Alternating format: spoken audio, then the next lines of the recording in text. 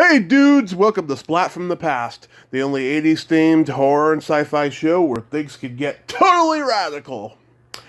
Now today, I will be welcoming my second guest from George Lucas's 1980 landmark Star Wars sequel classic, The Empire Strikes Back, and I'm talking about John Morton. Yes, Dak himself is going to be on the show today, and I just can't wait. And John has been in many other things as well. He was in the 1980 Flash Gordon. He was in Superman 2. He was in A Bridge Too Far. A couple others. And it's going to be great to have him on the show today. Like I said, he's my second guest from the movie after having Alan Austin on. This has been a great year for me in Star Wars. I've interviewed so many Star Wars people this year, more so than in the previous years. I don't even think I interviewed anyone from Star Wars in the previous years, but this has been a great year for that, and it's going to be great to have him. So yeah, here is my interview with John Morton.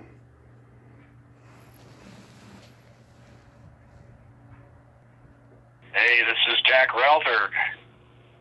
Hey John. How are you? I'm great. How are you? I'm hanging in there. I'm just heating up a cup of tea. Nice. This is And I'm ready to rock and roll. awesome. This is a great honor. Thank you for taking the time today. Yeah.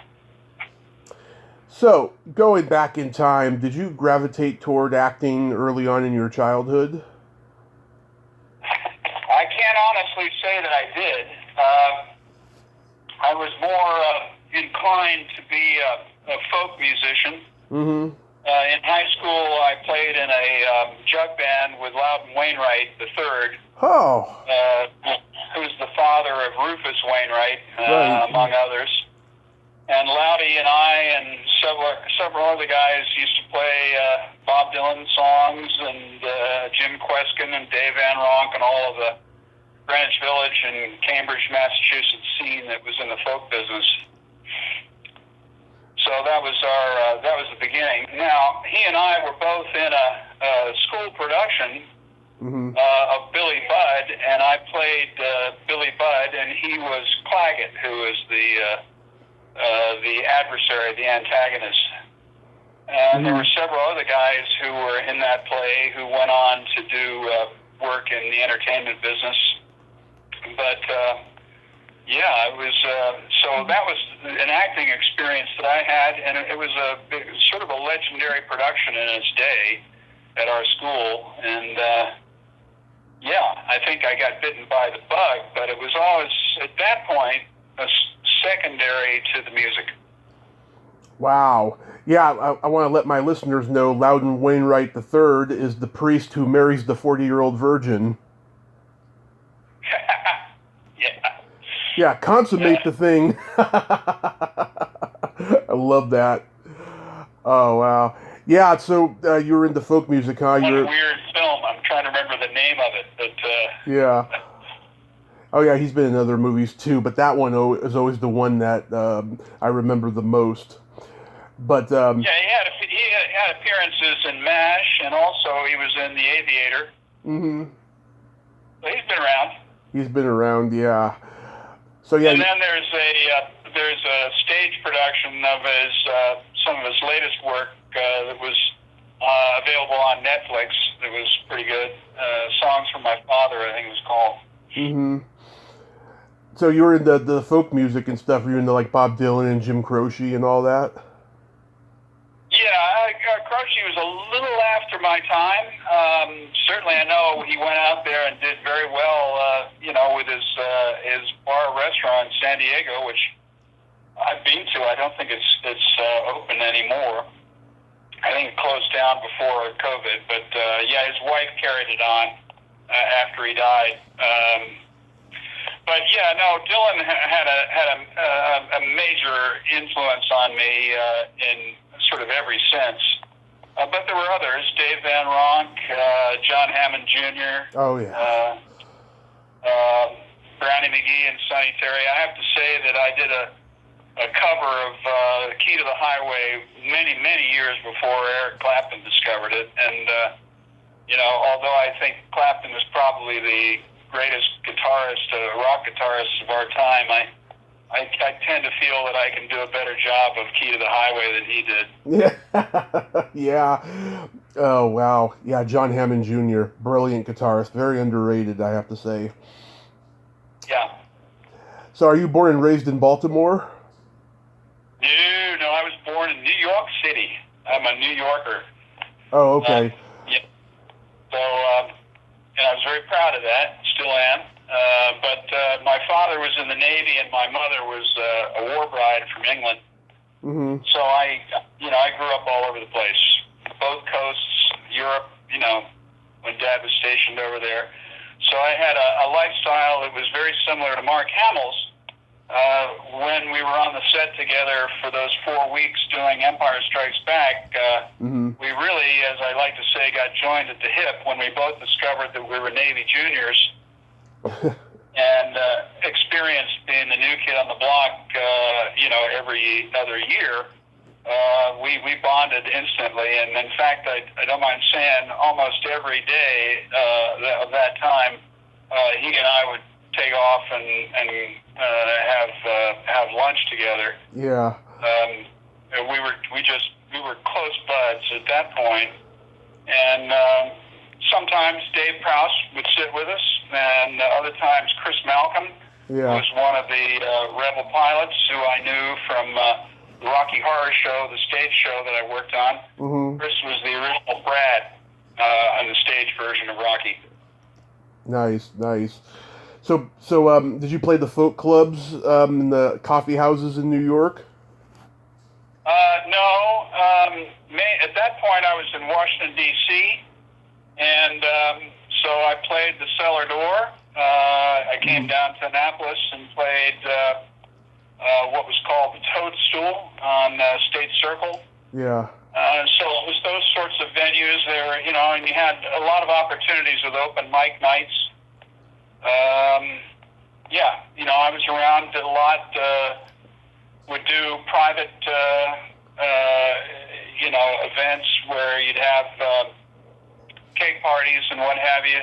Yeah. That were, sort of rent parties where, kids that were living together and communes and what have you. You'd come in a band and you'd kind of sing, 42 choruses of Gloria. Yeah. I always played acoustic, but, used a contact mic. So I was, at that point, if I was doing any rock and roll, it was, I was playing rhythm guitar, but using an acoustic with a contact mic. But a buddy of mine that I played with, named Toby Mason, he and I went back over to the UK in 1973 with the intention of, starting up kind of like a Butterfield's blues band. And that's when I started playing the circuit in London. We opened at the Half Moon in Richmond, on the Lower Richmond Road in Putney, where Long John Baldry would play, and Fairport Convention, Georgie Fame and the Blue Flames, they'd come every now and then. And so that got me started on the folk circuit in London. Mm-hmm. And so that's where I was doing that got me discovered, if you will, by a theater director who was putting together a musical, and he wanted a long-haired American hippie who played guitar to be this love interest in a play that he was adapting into a musical called The Lady or the Tiger. This was in 1975. And at that time, I was doing lights and sound for the Rocky Horror Show to support my habit as a struggling musician. And that's where the career really took off, because when that play opened at a pub in Richmond, Surrey, which is a western suburb of London, it was a very well-known pub theater called the Orange Tree.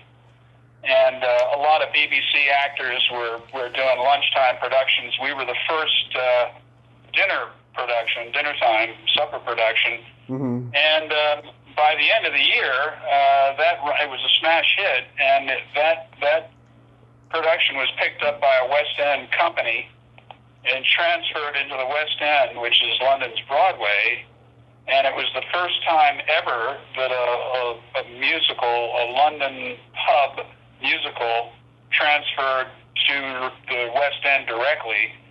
And it was that point where I got a union card and an agent. The agent said, "Hey, I'd like to represent you." So that's when I said goodbye to my music career and went into the acting. So that's kind of the long story, how that happened. Mm-hmm. Did you have any run-ins with any actors who later went on to become successful? In the theater? I mean, one of the actors or actresses in my agency, which was a small agency, was Helen Mirren. Oh. She already was successful in London on the theater and was just beginning to get film parts. Simon Callow, well-known British actor who went on to be, he was a guy I knew very well. Mm-hmm. There's a Canadian actor named Nick Campbell who is very well-known in Canada. Yeah. John Ratzenberger was a very close friend. He and I were in our first films together when we did A Bridge Too Far, and John made a name for himself as Cliffy. On Cheers. Cheers, and then Yeah. the voice, the pig in Toy Story. Right. Who else? Yeah, Simon Callow always plays a bad guy. Well, yeah, very, very accomplished,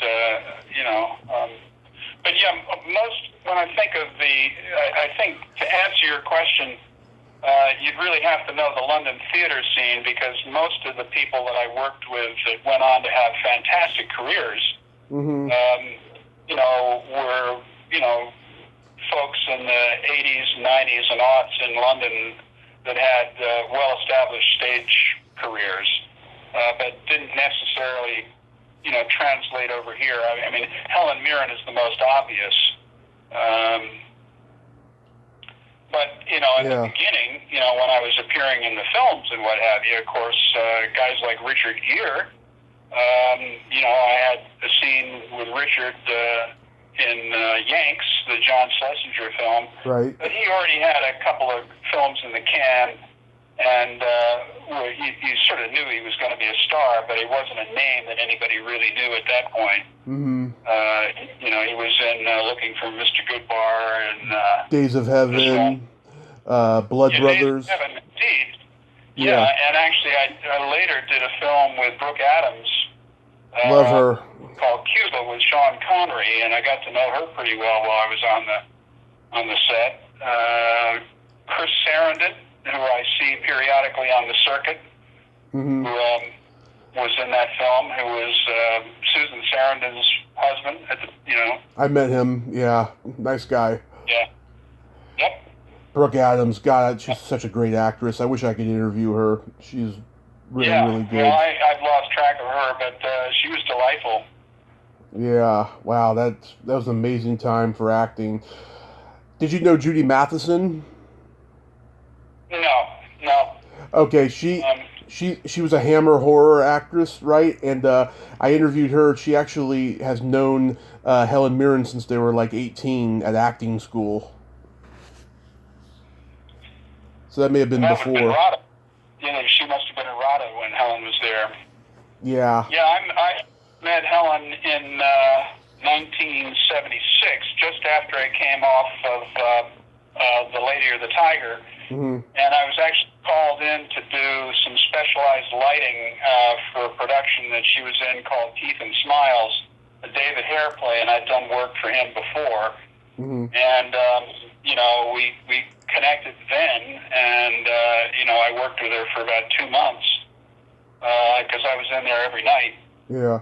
And she'd come down and hang, when she wasn't on stage with me and some of the other guys who were down there, and along with her dresser, who was her, alter ego. I mean, she looked exactly like Helen. Mm-hmm. And so we were down there, dare I say, smoking a bit of reefer, and Of course. it was one of those plays. But Helen was, she was an amazing persona on the stage and also off stage. And then I would see her periodically at the agency, which was run out of Maggie Parker's office or home, which was a flat on Park Lane. Mm-hmm. Maggie would have Christmas parties every year, for her stable, and there weren't that many of us. I think there were about 20 people that she represented. And Mm-hmm. her big client, of course, at that time was James Mason. Oh. And I think James Mason might have had a hand in her representing me, because I remember when he came to see the play in the original venue at the Orange Tree, he was there that night, and it was the next day that Helen sort of said, or Maggie said, "Hey, have you got representation? I'd like to represent you," because I think I was doing a pretty good job in that role. But I never saw him since. He was always, out and about working. But the others who were more local, like Helen, Frank Finley, Barry Foster, her big clients. Yep. You had a Canadian director named Silvio Nerazzano, who I got to know very well. In fact, we were part of a film package together that brought me back over to the United States in 1980.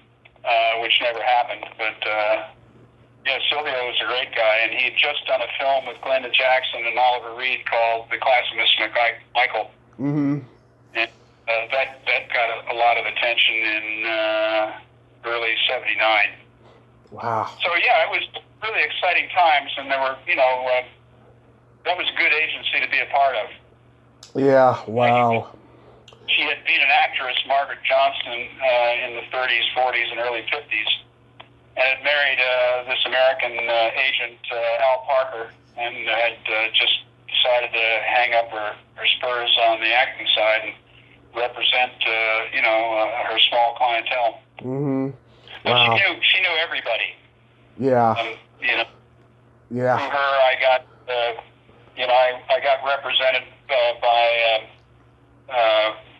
an agent in Rome when I thought I was going to try to do spaghetti westerns over there, named Franz de Blasi, but I never got cast in anything there. And then I got to know Robbie Lance, who was a colleague of Maggie's, who was in New York, and the Lance agency in the 70s was still a really hot boutique agency. I don't honestly remember who their clients were, but anytime I came across to New York, I'd go in there and sniff around a little bit. When I was shopping the second screenplay I was running, the Lance people were part of the action. So wow. So I'm gonna make. Maggie was good. well connected. Oh, that's cool. Yeah. So I'm gonna mention movies you did. Tell me anything you remember. The Gumball Rally. Well, that one I was not actually in. So that is one of those IMDb or okay.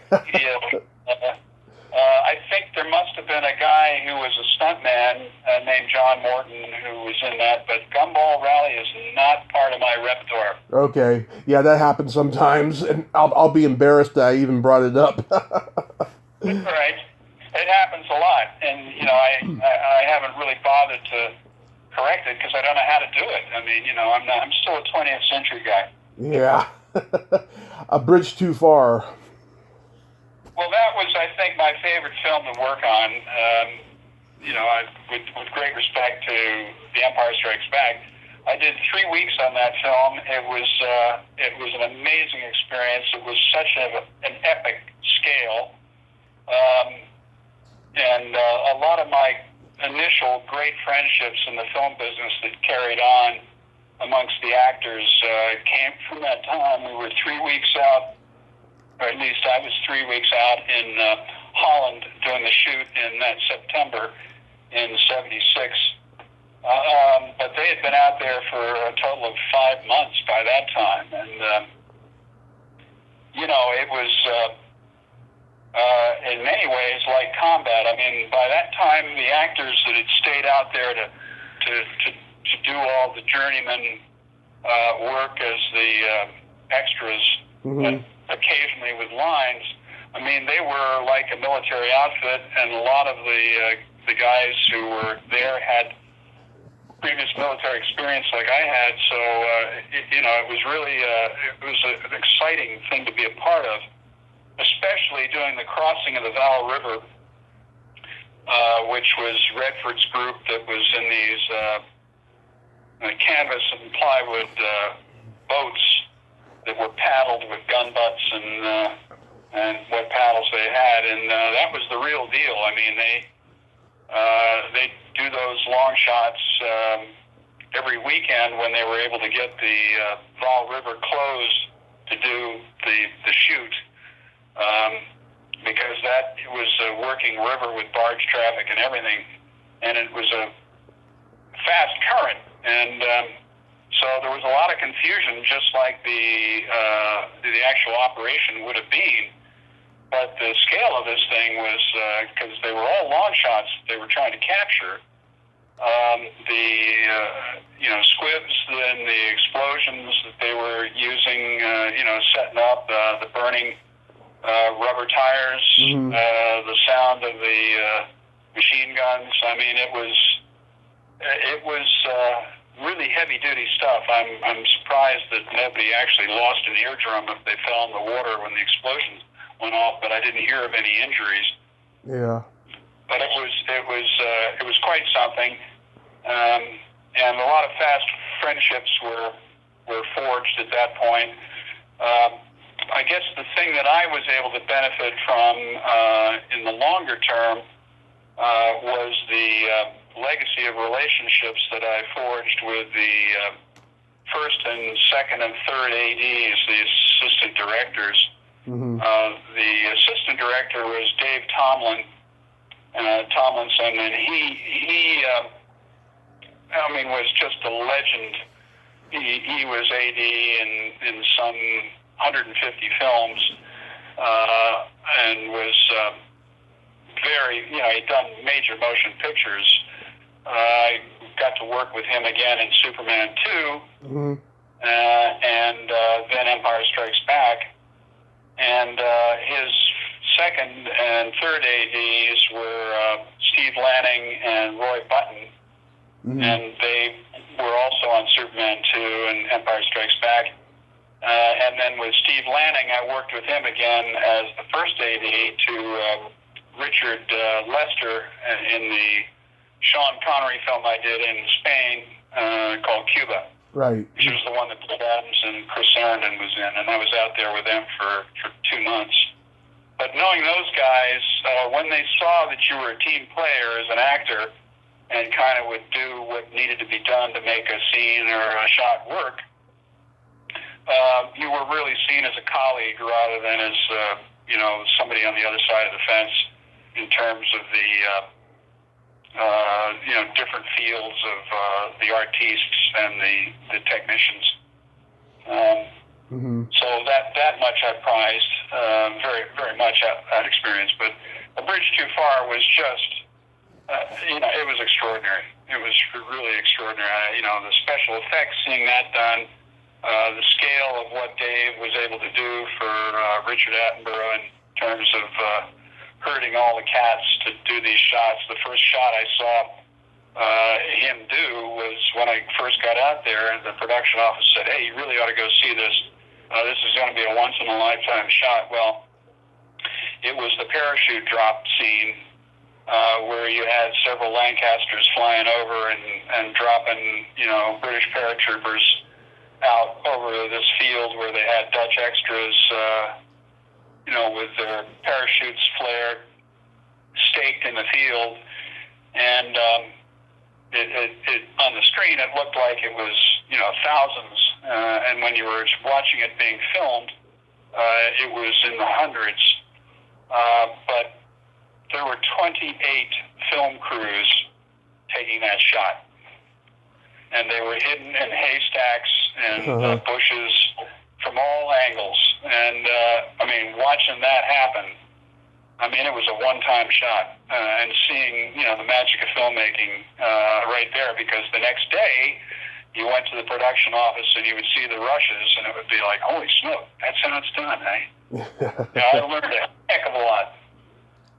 Wow. The Empire Strikes Back. Well, that was, almost as fun, in many ways more fun. But by that time, I was pretty seasoned in the film business. I was contracted to do 2 days' work at a daily rate to play a rebel pilot. And when I arrived at Elstree, I was living in Putney, so I drove across town every morning early, like around 4 o'clock in the morning, to get there in time. I showed up, and I really didn't know what to expect. And in some ways, it was a homecoming, because you saw immediately that there were crew members and fellow actors that you'd worked with on other productions, and so that was a good feeling. And I remember walking on the set and saying, okay, I'm here, I'm the rebel pilot. And he said, actually, you're going to play this guy Dak. Oh, well, who's Dak? And I said, well, he's Luke Skywalker's co-pilot. Oh, man, that's great. People's going to remember him. And they said, well, yeah, that's the good news. The bad news is you're already dead. I think I arrived there the first day of shooting after they got back from Finza in Norway, and it was a Norwegian extra that took the hit for me out there on the glacier. So, I felt a little bad about that, but, oh gosh, I die, and I'm already dead. That was minor. Then it was, it turned out that they couldn't do my scenes in the 2 days because they were already behind schedule, and the technical issues that were involved all around for everything that was being done on those sequences and the others, and what we then call the Ice Planet, meant that I ended up working on a daily rate every day for 4 weeks, which was just a windfall of pay that I wasn't expecting at all. Mm-hmm. So that made it very, very fun. But the length of time for this thing, it was just interesting because you were there to see how they were doing all this stuff, how it was put together.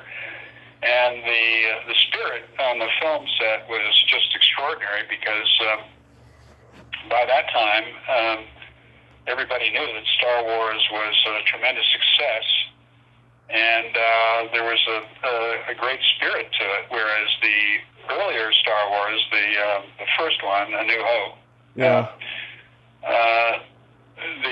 the sense was not quite the same from what I understand the people who worked on it, Tony Forrest and Anthony Daniels, who I knew socially before. Mm-hmm. He and I had a friend who was his drama teacher when he was in drama school, and I knew him. He was an assistant director at the National Theatre, Dave Miles, Australian guy. Mm-hmm. And everything I got from Anthony Daniels and Anthony Forrest, who I met on A Bridge Too Far, who had just come back from Tunisia and then went over to Holland to do A Bridge Too Far, was that this weird science fiction film was just made no sense at all, and nobody knew, So the story about Star Wars in 1976, in London at least, was that, it probably was going to be a joke. Well, that all changed, as you know. And so by 1979, when they were doing Empire Strikes Back, it was a whole different deal. Yeah. And anybody that had any smarts, would really take time to study, how these things were being done in terms of special effects and puppetry, creature effects, such as they were, miniatures. It was a good education. Yeah, I mean, and everybody was good people. I mean, I have to say, George and Gary Kurtz, the producer there, the two of them really set the tone for how everybody dealt with people, and that had a lot to do with why Jeremy was able to take 2 days off to go shoot another film while he was under contract, and I was able to fill in for him. And it was just kind of like you did what you did to make things work, and that kind of stuff only happens when the people at the top are people that you want to work for, and they treat you right. That's good. Are you just amazed at the impact that this franchise has had on society and culture? Absolutely. I mean, it's not something that I really was aware of until the re-releases in the late '90s. As most actors will probably tell you, if they're being honest, that in most cases they do everything's just a job, Right. unless they're passionately trying to produce, their own work. Yeah. And you're focused on your own trajectory. And I was not one who was a science fiction fan. I was more in the realm of Francis Ford Coppola and Martin Scorsese and De Palma. those kind of auteurs. Yeah. So science fiction didn't, it wasn't my thing. And so I did Star Wars. I enjoyed it. And, from, the 80s into the early 90s, I was aware that there was, a fandom out there, because people would come to me and say things like, I got a trading card with your picture on it. Oh, okay. And then one guy who, when I was in New York, who I knew, who was a musician, said, "Hey, man, you're American trivia." And I said, "Really? What are you talking about?" He said, in the Star Wars Trivial Pursuits, there's a question that says, "Who's the actor who played Dak in Empire Strikes Back?" And it's John Morton. That's you, right? Yeah. So, okay. And he was just really excited. And then another time, I came down to Annapolis to see my folks, and I went to my next door neighbors just to, say hi, and they were having a party for some children, the kids, who were all, school age, grade school, maybe middle school. And I was aware that there were kids running around kind of looking at me strangely, and the great excitement. And mother comes over to me and she said, "Are you a famous Hollywood actor?" I said, "No, I'm I'm in the biz, but well, everybody says that you're famous." And it turned out that they recognized me as Dak from The Empire Strikes Back. And I thought, well, that's odd, because I really don't show up in the film that much, but evidently these kids knew frame by frame the film, and they recognized my face. So there are all these hints out there that I really didn't know how to parlay. Yeah. It didn't occur to me. But then when the re-releases came out, just before, a friend of mine's son, who was a teenager up in Baltimore, said to his mother, they got this magazine out there that's talking about all the actors who played rebel pilots in Empire Strikes Back and A New Hope. And they say that the guy who played Dak Rowther is dead, John Morton. I said, well, I know where John Morton is. He's alive, and he's in Annapolis, right? So I tried to find out, well, what the heck is this magazine? And I had a friend who was very active on the internet before I was, we're talking 1997, 98. And he said, well, I'll find out where, I can find that for you. And so several days later, he comes back and he says, John, we got a problem here. I had no idea that there's thousands of Star Wars related sites out there on the internet. Yeah. It's huge. So he said, I think there's this group that operates out of Texas A&M. I'm going to call them up and see if they know what's going on. And so he did, and the guys, it was Scott and I can't remember. They had it was the Force. Right. It was a student website. Yeah. Said, hey, we'll give you a deal. We'll tell you what magazine this is and where the story's running, but you gotta in exchange give us the first crack at you. And in other words, get John to agree to do an interview with us, like we're doing now. And so, yes, the deal was struck. Well, it turns out that the magazine was the Star Wars Insider, and the group did the interview with me, and it kind of went around. And Star Wars Insider got a hold of me and said, can we do an interview too? And so then the next thing that happens is that they'd run a feature story about, Dak is found.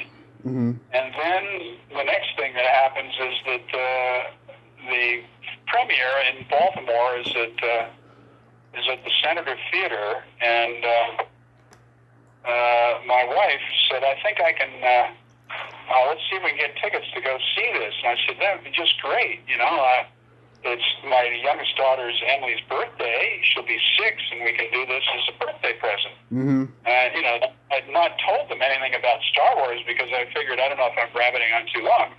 It's okay. I told her my intent was to have, get a DVD and have them see it someday, but the opportunity of seeing on the big screen, of course, this is never going to happen again. So he calls up, and the promotion person says, you want your daughter to have her 6th birthday party for the Star Wars opening, and you want 8, 12 tickets?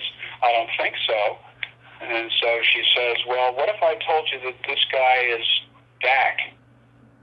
Oh, that's different. I tell you what, if you think he's willing to make a speech before the show runs and will let us do promotions, you got a deal. So I made the speech, but at the same time, suddenly, because there were no Star Wars connected people in the Washington, Baltimore area, all the TV stations swamped me with interview requests, and then I had radio stations, and then suddenly the stories ran nationwide, and I was getting calls from people in South Carolina and Arizona saying, hey, John, there's a story about you, that's in our paper. Well, the AP picked it up, Dak found in Annapolis. So then the next thing that happened was then the promoters came and said, hey, would you like to sign autographs on the autograph circuit? And so that's when... oh gosh, yeah, how many radio? Yeah, it was scores. I forgot about those. Yeah. Radio interviews. Yeah, calling all the time. And so I scheduled all those radio interviews. There must have been between 40 or 60. I mean, it was an enormous number all over the country. Oh, that's cool. So that's when I really discovered what Star Wars was all about. Wow.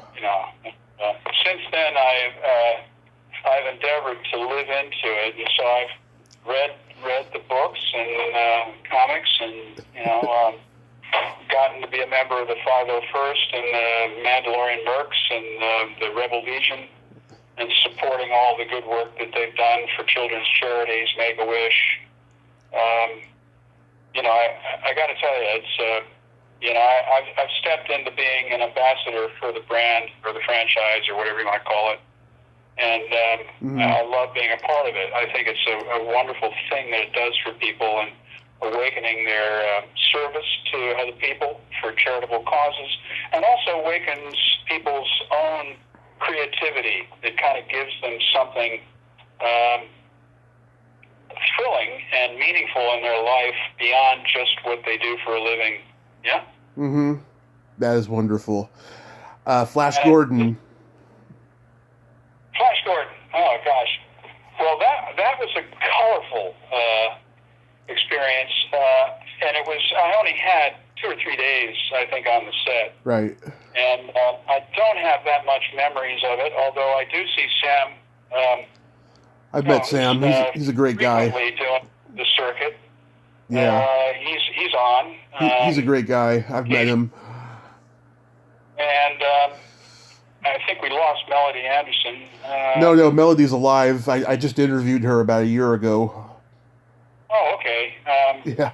I thought she had some health issues because she was supposed to be at a convention in Providence, Rhode Island, and was a no-show, and I thought it was something seriously in her health. Oh, I didn't know about that. Yeah. Yeah, the two of them were the only actors that I had any dealings with other than the fellow who was the co-pilot. I can't remember his name. I never saw him again. Mm-hmm. What was interesting, I do remember about being there when we were shooting those interiors in the cockpit, was just adjacent to us were the Hawkmen going through their paces and rehearsing their scenes. And what the deal was there was they were on the wires and with their handlers, and they were practicing their moves on the wires, Mm-hmm. which was kind of like something out of Cirque du Soleil. It was fascinating, really good. Wow. Superman 2. I wish I could say more about that, but I really it was only several days. It might have only been 2. Yeah. I will say that of the other autographs that people, I think I get probably more autograph requests from Flash Gordon than Superman 2 or Bridge Too Far. I get Or Empire. Yeah. But Flash Gordon is people like, not a lot, Yeah. maybe 1 or 2, and it's all images or posters that they bring in. I don't have any Flash Gordon stills that I carry 8x10s. around myself. Yeah. Do you have any Superman 2 stories? Well, I had a lot more to do on Superman 2. That happened in 2 periods of time. The long shots were set up in 1977, in that summer, and the director was Richard Donner. Yep. And Steve and Dave Lanning, Steve Lanning and Dave Tomlinson were there, and as the ADs. The scenes the shoots that I did then were the long shots on the moon. Mm-hmm. And so, we also had Jack O'Halloran and Terrence Stamp and Sarah Douglas. I shared the limo to get out there to Pinewood with Sarah because she lived near where I did. Mm-hmm. So we shared the limousine. But the thing I wanted to say was the soundstage was about a field house size. I mean, we're talking, like a huge basketball court, several basketball courts, big, very big, football field size of this thing. I mean, it was giant. And so they had constructed the surface of the moon on this. And so the perspective and the way it was lit was such that if I remember Steve or Dave saying, "Hey, John, get behind the camera and take a look."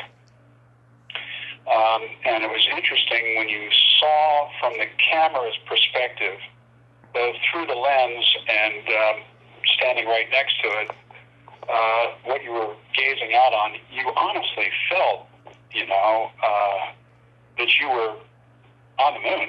Yeah. Because the way the thing was lit and the way that it was, I'll tell you how they did it. They had the sand all out there and the rocks, which were all sprayed styrofoam. But the all around on the walls were black tabs, wool tabs, matte, that absorbed the light and didn't reflect it. And then they had the moon, the Earth rise, Mm-hmm. set on one at the far distance. There was a disc about, I want to say, maybe 8 feet in diameter. Mm-hmm. beautifully colored, and they had this huge limelight that had to be a 5 or a 10K light that was just focused down with the iris right on the disc, so it just popped right out, you know. Mm-hmm. And then the edge of the set was raised kind of like you would imagine in somebody's basement would have an electric train set. Yeah. It was about 4 feet off the actual deck of the soundstage, and set off from the tabs maybe 6 feet, you know, so you could walk all around.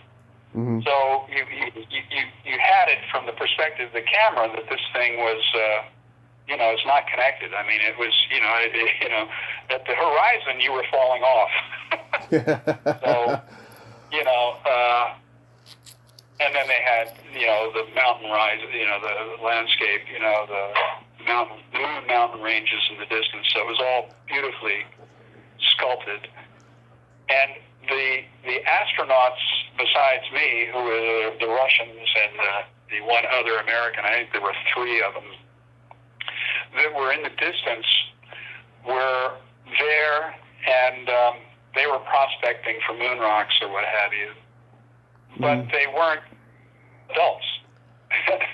They were like 10-year-old kids, you know, so that you had the perspective distortion where you were thinking you were looking at a 6-foot astronaut, yeah? Mm-hmm. But it wasn't a 6-foot astronaut, it was a 4'5" kid. You know? And the coaches, the drama coaches, were teaching the kids to walk not only like an adult would, but also like an astronaut would in the gravity or the lack of the gravity. So it was really marvelous. Just kind of, you know, you said, oh, well, they're not what they are actually. Maybe 60 feet away. They're maybe 260 feet away because you couldn't. You know, the perspective distortion was amazing. Mm-hmm. And then, of course, after every shot, everybody had to go out there with a little, you know, brushes and smooth the moon soil. You know, so, and then they'd come out so that it had been heavily trafficked with these little astronaut boots on the end of these poles, and you know, make footprints, and then take the kids out there again, so that this thing had been going on for some time. Now that was fascinating, you know, those kind of things. Yeah. And so that was the first round, and then folks may know that there was some legal action initiated by Marlon Brando. And Donner, he left the project, and then Richard Lester came on board.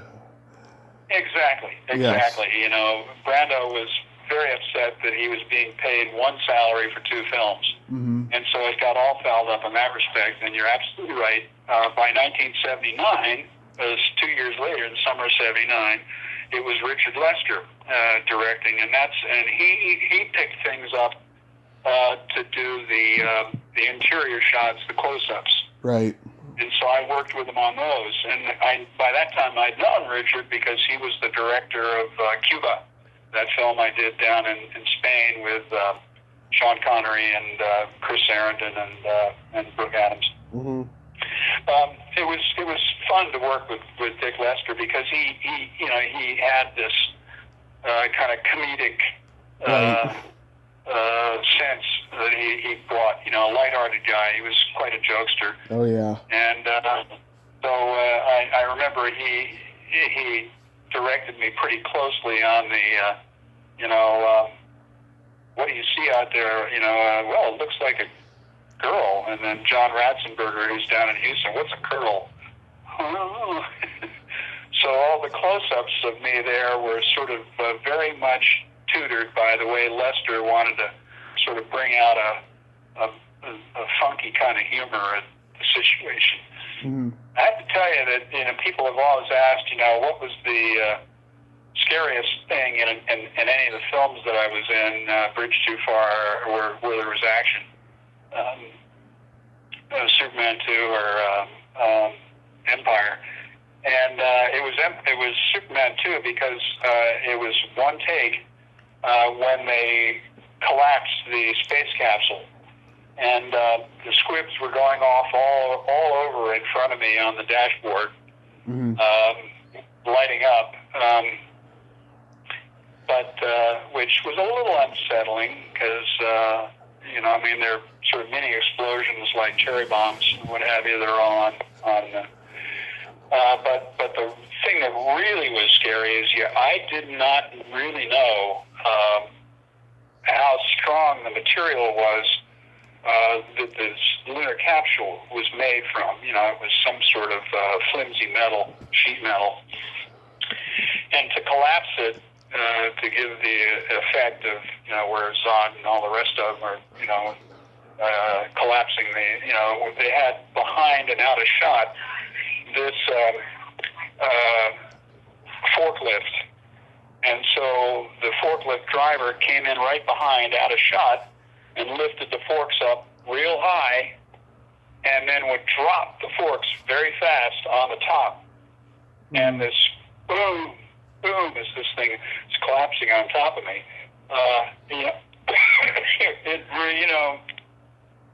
And it was coming close. I don't remember how much, but that was pretty tricky. Mm-hmm. I think that, So one survives. yeah. So tell me about this new project that you were telling me about. Well, it goes back to my musical roots. It's called Backstory in Blue, and I was not necessarily a Duke Ellington fan, but I happened to hear this amazing track from this concert that Duke Ellington gave in Newport, Rhode Island in 1956 that caused me to react as if I was listening to, the Grateful Dead and I was on acid. I mean, you had these, these people in the background that were just going crazy and drowning out the actual band. There's a story behind that itself. So when I found out it was Duke Ellington, I said, well, I'm reacting to this as if it's my father's music. As it's my father's music, I'm reacting to it as if it's mine, Yeah. So I was interested in doing an article when I found out from the Ken Burns Jazz Series that, part of it was this blonde society babe is dancing in the VIP seats, and that inspires Duke to keep the thing going, and it gets all the fans up off their feet. Who was this person and what happened to her? So it started the research as an article, and it morphed into being a book, which was published by Rutgers University Press. And right away I realized, this is something that could be made into a film. And other people had sort of suggested that. Stanley Crouch, African-American culture critic, said the Hollywood aspects of the story are just phenomenal. So I had intended to do that, and I tried to get a documentary film off the ground that I thought would be the stepping stone to that, and unfortunately couldn't get the money together for that. Mm-hmm. But out of the blue, a producer in New York named Fred Zollo, who's married to Cubby Broccoli's daughter, Barbara, does all the James Bond films. But Fred had done Mississippi Burning and the quiz show, approached me to get the rights to the stage and the film for the book. And I very sensibly kind of played along with it, but while I'm negotiating with him for about 2 months, trying to figure out, what his concept was, which I didn't necessarily agree with, I ended up having a screenplay done. So I could say to him, I said, Fred, you're not just talking about book rights, for stage and screen. This is a property. And that was about the time when we both decided we were going in different directions with this. And so I was left very happily with now a screenplay, which is what I'd wanted all along. So I started shopping around to my old contacts, and I had its ups and downs. It's kind of like a sine wave. Sometimes you're up, sometimes you're down. You got to start back over again. And then last year, I was able to do a deal with a producer who does a lot of work with Lee Daniels, Hillary Shore. She did The Butler and The Paperboy, and she also was producer of a very interesting film called The Children of Men that got a lot of attention. Mm-hmm. And just recently, she came off of another Lee Daniels project, which is the U.S. versus Billie Holiday, which is a Billie Holiday biopic. And I think I sent you the pitch deck. Yeah, I love which it. sort of tells the story about, Duke was on the ropes in 1956 and was really bankrupt and was, probably going to have to fold his band and his career. Mm-hmm. And he gets this booking at the Newport Jazz Festival, and it's being recorded live outdoors, and he gets this guy, Paul Gonsalves, to do a solo in between a number that had been successful for him in the past. And he got 7,000 people on their feet during this jazz solo and this wonderful choreographed dance that goes with it that this woman who is a trained dancer, but she gave it up to get married and be in society, did. And it was that trifecta of Duke, Paul Gonsalves, the soloist, and Elaine Anderson, the dancer, just kind of exploded the evening. And it resulted in a Columbia record called Ellington at Newport that was the best-selling record of Duke's career. And it saved his career. He appeared on the cover of Time magazine, and within a month, and he was set to continue working worldwide. He went on tours all over the world with his band for the rest of his life, right up to 1974 when he died. So, it was a pivotal moment, and it was right at a time when we were on the cusp between, the former pop music and rock and roll. So there was something in the air. And so visually and musically, I thought this was a great story, and that's what it's about, and that's what, the pitch deck that you saw reflects. And I think, Hillary is now out shopping it to several A-list directors, which you would know. And I'm really excited about that. I can't reveal anything now because it's just not appropriate, but I can say that we've got a memorandum of understanding with the Herbie Hancock Institute. Nice. That hopefully will lead us to a music director, and that'll be part of the package. And the people who are associated with the Institute are Herbie himself, although he's retired from music directing, but I'm hopeful that he might be induced to consider MDing this.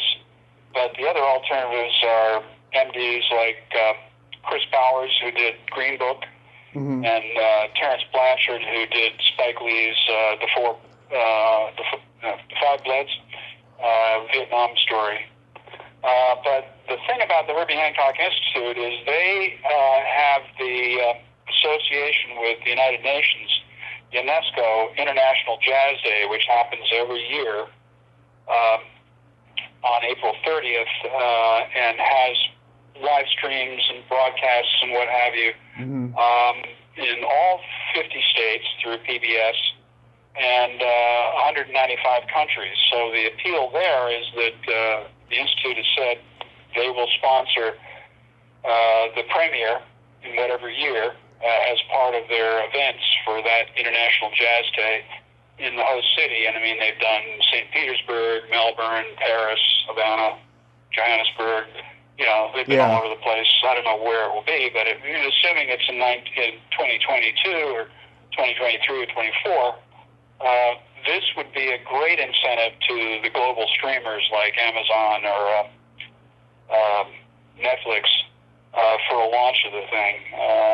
If there is no theatrical release, which who knows what's going to happen with COVID. So that's kind of where we are with that, and I'm very excited about it. Nice. I think we're in a good position with it. I'm very happy with the script as it's developed. We've got Mercedes Ellington, Duke's granddaughter, who is responsible for the Duke Ellington estate, to be an associate producer. So we've got the music rights and clearances issues sorted out there. And that's about all I can really say right now. Oh, that is so cool. Yeah, I'm a big Duke Ellington fan. I think that it's long overdue to have a movie about him. I know that Clint Eastwood did a movie about Charlie Parker back in the 80s, but they need to make a movie about Duke Ellington, and even Dizzy Gillespie. They need to make a movie about.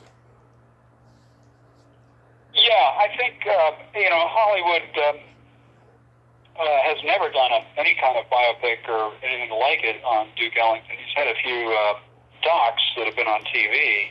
Yeah.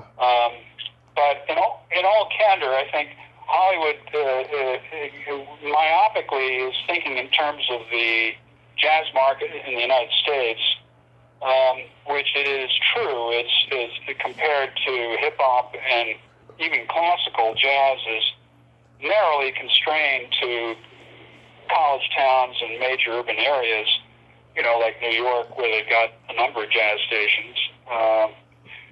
But on the other hand, as International Jazz Day will indicate, internationally, jazz is hugely impactful.